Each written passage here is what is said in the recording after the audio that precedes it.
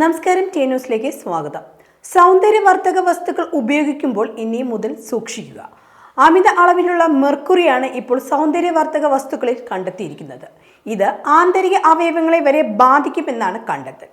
Operation സൗന്ദര്യം നടത്തിയ പരിശോധനയിലാണ് 7 ലക്ഷത്തിലധികം രൂപയുടെ കോസ്മെറ്റിക് ഉൽപ്പന്നങ്ങൾ പിടിച്ചെടുത്തത്. 33 സ്ഥാപനങ്ങൾക്കെതിരെ കേസ് എടുത്തതായി മന്ത്രി വീണ ജോർജ് അറിയിച്ചു. ശരീരത്തിന് ഹാനികരമാകുന്ന രാസവസ്തുക്കൾ സൗന്ദര്യവർദ്ധക വസ്തുക്കളിൽ ഉപയോഗിക്കുന്നുണ്ടോ എന്ന് പരിശോധിക്കുന്നതിനാണ് 2003 മുതൽ സംസ്ഥാന ഡ്രഗ് കൺട്രോളർ വകുപ്പ് ഓപ്പറേഷൻ സൗന്ദര്യ ആരംഭിച്ചത്. 2 ഘട്ടങ്ങളിലായിട്ടാണ് ഈ ഓപ്പറേഷൻ നടപ്പാക്കിയത്.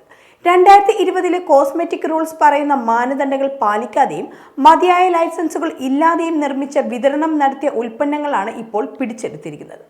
33 സ്ഥാപനങ്ങൾക്കെതിരെയാണ് കേസ് എടുത്തിരിക്കുന്നത്. കൂടാതെ 7 ലക്ഷത്തിലധികം വരെ വില വരുന്ന കോസ്മെറ്റിക് ഉൽപ്പന്നങ്ങളും പിടിച്ചെടുത്തിട്ടുണ്ട്.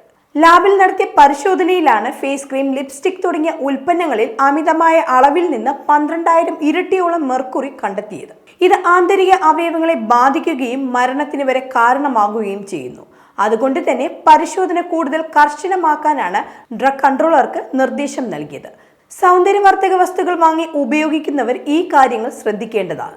ഇത്തരം ഉൽപ്പന്നങ്ങൾ മതിയായ ലൈസൻസോടുകൂടി നിർമ്മിച്ചതാണോ എന്നും നിർമ്മാതാവിന്റെ ലേബൽ, മേൽവിലാസം തുടങ്ങിയ രേഖകൾ പാക്കറ്റിൽ രേഖപ്പെടുത്തിയിട്ടുണ്ടോ എന്നും പരിശോധിച്ച് വിലയിരുത്തേണ്ടതാണ്. ഇതുമായി ബന്ധപ്പെട്ട് എന്തെങ്കിലും പരാതിയുള്ളവർ ഡ്രഗ് കൺട്രോളർ വകുപ്പിനെ അറിയിക്കേണ്ടതാണ്.